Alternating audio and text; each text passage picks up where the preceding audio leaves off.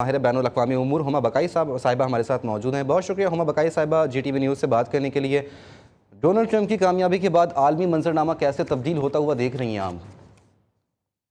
उन्होंने तो वादा किया है कि वो जंगें शुरू नहीं करते और जंगें खत्म करते हैं। तो अब देखना है कि जो दो मेजर कॉन्फ्लिक्ट्स हैं दुनिया में, एक यूक्रेन और रशिया के बीच, और जो मिडल ईस्ट में ऑलमोस्ट रीजनल वॉर शुरू हुई है, वहाँ वो किस तौर आगे बढ़ते हैं। और जो इकोनॉमिक वॉर है चाइना से, जिसके लिए उन्होंने कहा मैं बहुत सारे टेरिफ्स लगाऊंगा। सवाल ये है कि जितने टेरिफ्स वो कह रहे हैं, क्या वो वाकई वो टेरिफ्स लगा पाएंगे? ये एक इम्पोर्टेंट सवाल है। मैं समझती हूँ जो मेजर शिफ्ट नजर आएगा वो यूरोप में नजर आएगा, बिलखुसूस नाटो की फंडिंग के हवाले से।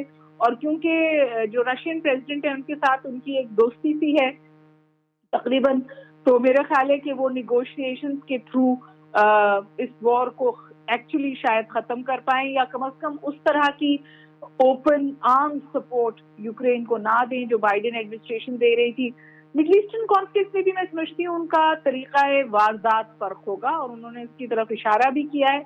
उन्होंने बहुत वाज़ेह तौर पे कहा कि हमें इब्राहिम अकॉर्ड्स को वाइड करना चाहिए और पैलेस्टाइन को इसका हिस्सा बनाना चाहिए।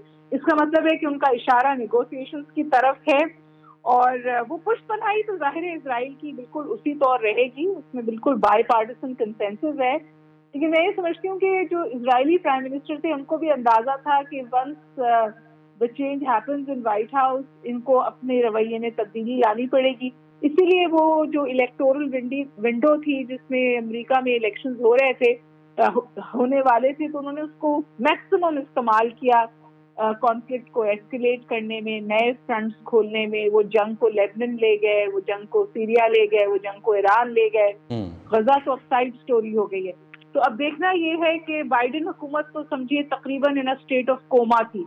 अलावा स्टेटमेंट्स के वो कुछ नहीं कर पाए रिस्ट्रेन करने में बेंजामिन नेतन्याहू को। अब देखना ये है कि ट्रंप किस तौर इस सूरत हाल को लेके आगे बढ़ते हैं, उनका सबसे बड़ा चैलेंज होगा। हुमा बकाई साहब, ईरान की सिचुएशन के ऊपर भी बात करूंगा मैं आपसे। ईरान के खिलाफ जो है वो बड़ा सख्त स्टांस रहा है डोनाल्ड ट्रंप का, रिपब्लिकन्स का। तो अब ईरान की सूरत हाल कैसे बदलती हुई देख रही हैं? खास क्या डोनाल्ड ट्रंप की कामयाबी के बाद मजीद आलमी पाबंदियाँ लग सकती हैं ईरान के ऊपर? अब आलमी पाबंदियां तो जितनी ईरान पे लगी हुई और कितनी लगाएंगे, रशिया पे भी बहुत लगी हुई है। आई मीन रशिया बहुत सैंक्शन कंट्री है इस वक्त, बेलारूस सैंक्शनड है, ईरान सैंक्शनड है, मतलब चाइना पे भी कुछ चीजों में सैंक्शंस हैं। अमेरिका का सबसे आउटसाइड एक्चुअल वॉर जो टूल है वो सैंक्शंस लगाना है। ईरान के लिए चीज उन्होंने कही अपनी कैंपेन में, उन्होंने कहा हम प्रॉस्परस ईरान देखना चाहते हैं। और इस वक्त सबसे बड़ा खदशा ये है जी कि ईरान कहीं न्यूक्लियर ना हो जाए। तो engaging Iran is critical for US.